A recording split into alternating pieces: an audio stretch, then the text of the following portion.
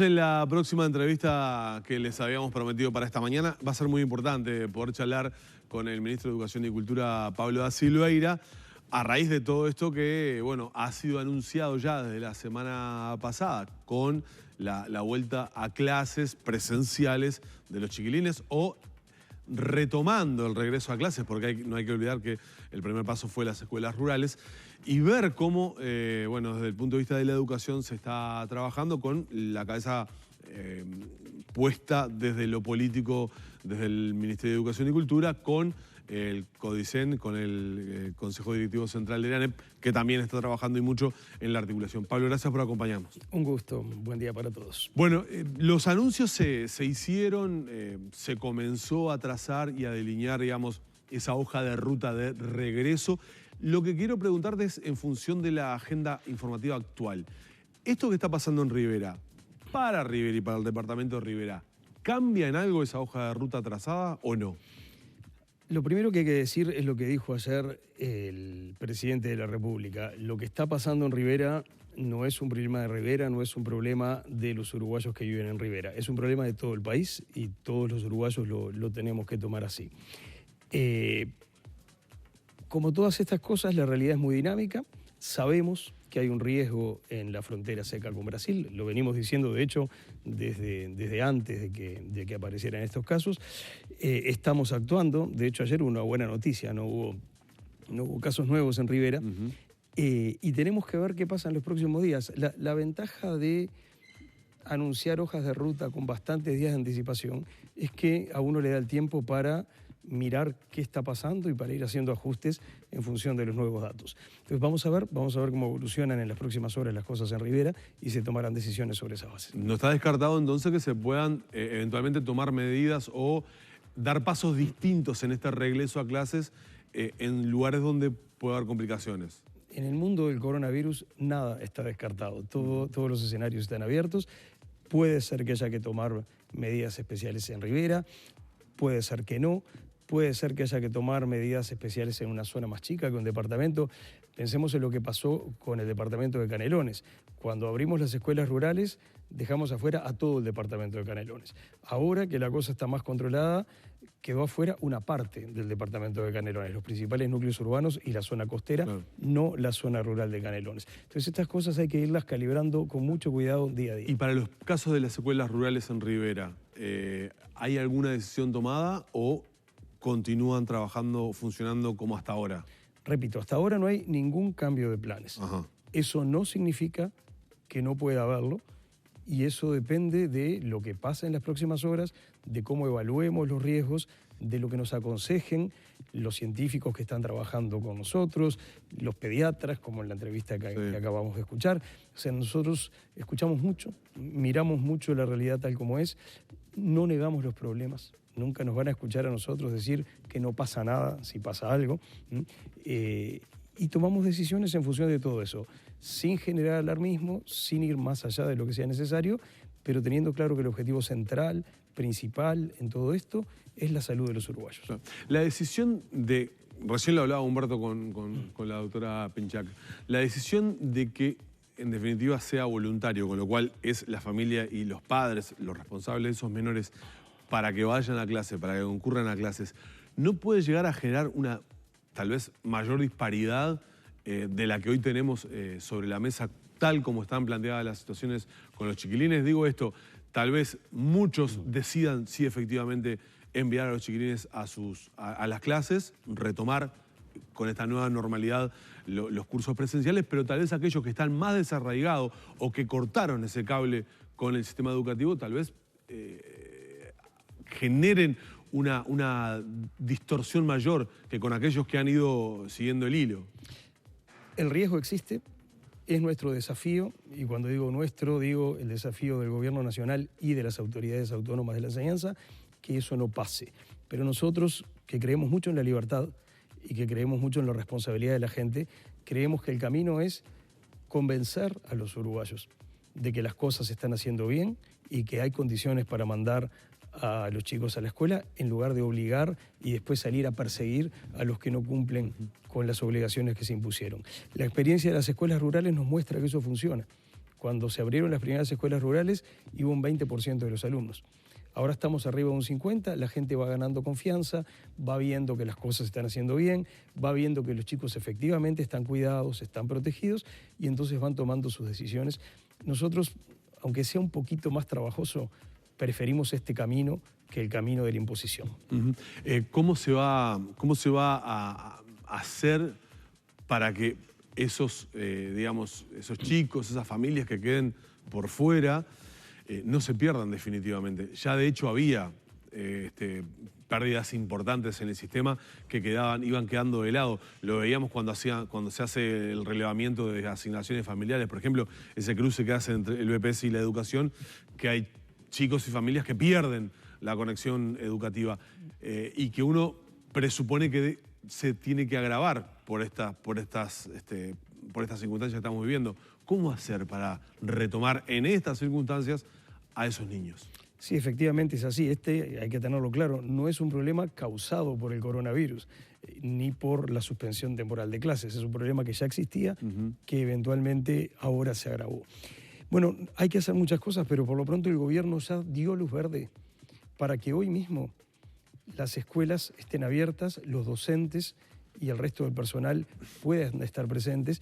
Y una de las razones para las que se hizo eso es para salir a buscar a esos chicos más desvinculados, con menos lazos con la institución escolar, acercarlos, conversar con las familias, eventualmente hacer actividades de tutoría personalizada hacia los chicos que han estado más desvinculados. Todas esas son cosas que decide ANEP y nosotros somos absolutamente respetuosos de la autonomía.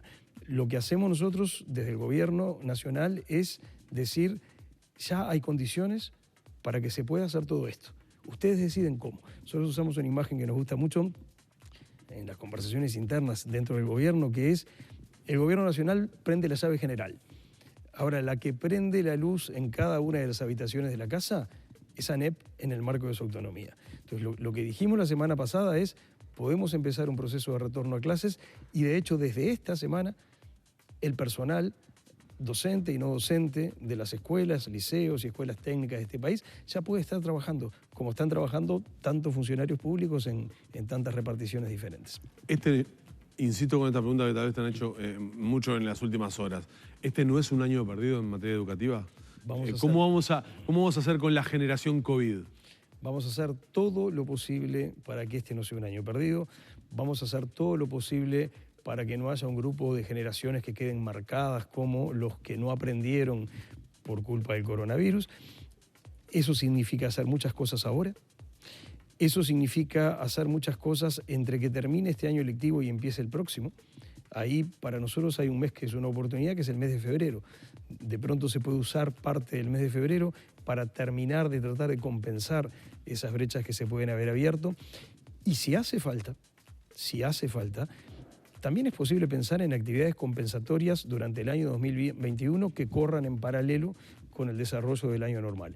Pero lo que no vamos a hacer es dejar solos a esos chicos y dar el año por perdido.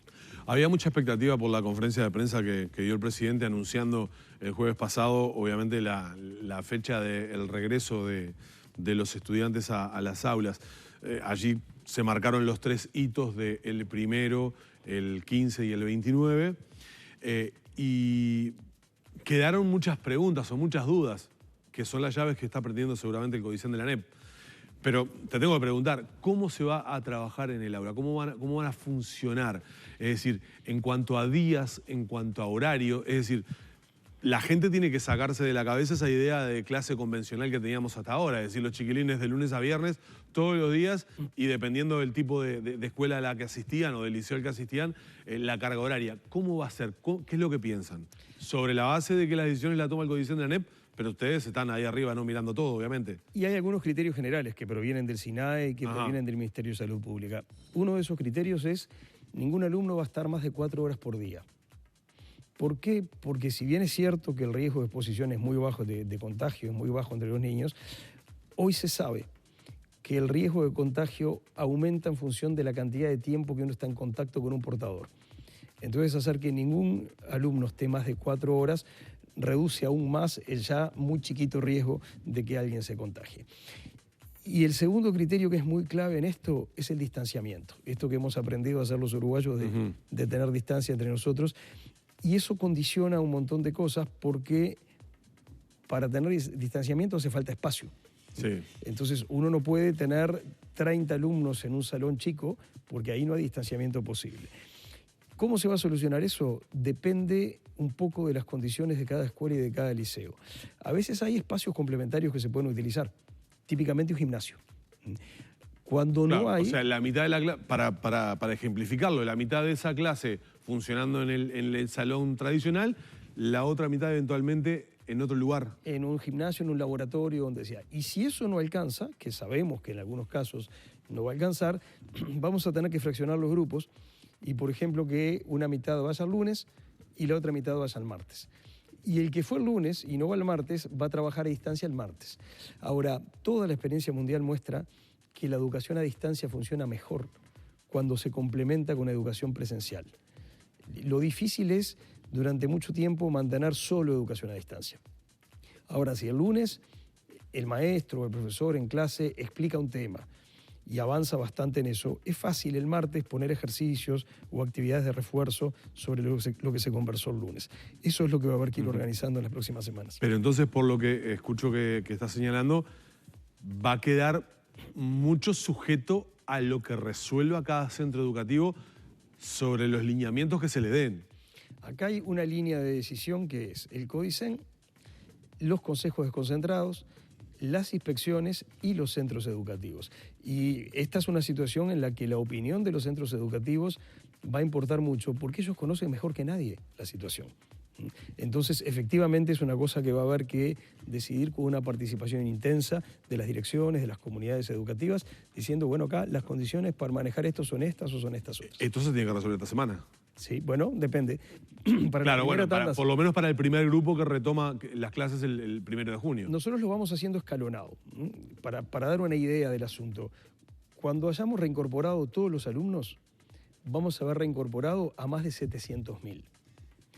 Empezamos con la educación rural, que son, si excluimos Canelones, un poco más de 10.000.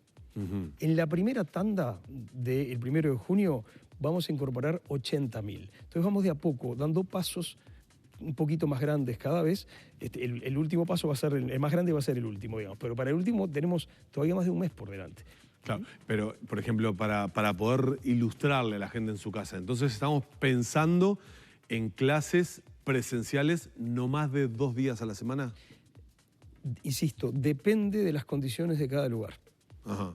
En muchos lugares va a ser así, en otros tal vez no, y esa es una decisión que va a tener que tomarse dentro de ANEP, escuchando mucho a las comunidades educativas y a las inspecciones. Por eso se da el tiempo, por eso nosotros dijimos desde el primer día 3 cosas. Dijimos, el retorno a clases va a ser gradual, Sí. justamente por esto, porque hay que ir viendo las situaciones, hay que ir probando. Por ejemplo, uno diría, bueno, los alumnos de la educación rural son muy pocos, un poco más de 10.000. Sí, pero ahí pusimos por primera vez a prueba los protocolos de seguridad. Y ahí aprendimos un montón de cosas que se van a poder usar ahora en los próximos pasos. Entonces, por eso va a ser gradual. Lo segundo que dijimos es, va a ser geográficamente diferenciado. ¿Por qué? Porque el virus se comporta de manera geográficamente diferenciada. Entonces es lógico que no hagamos lo mismo en todos lados. Y lo tercero, se va a mantener la voluntariedad mientras dure la emergencia sanitaria. Y esa es un poco la lógica con la que estamos trabajando. Seguimos en la misma lógica. Felizmente tenemos mucho apoyo de los científicos que nos asesoran, de la Sociedad de Pediatría, de toda la gente que tiene conocimiento experto en estos temas, y siempre muy atentos y con una cosa a la que este gobierno no le tiene miedo. Si hay que dar marcha atrás, se da marcha atrás. Acá no va a haber ningún orgullo herido de decir, anunciamos esto y resulta que como la situación cambió, ahora damos marcha atrás. Si hay que dar marcha atrás, vamos a dar marcha atrás. Acá la clave es la seguridad sanitaria de los uruguayos.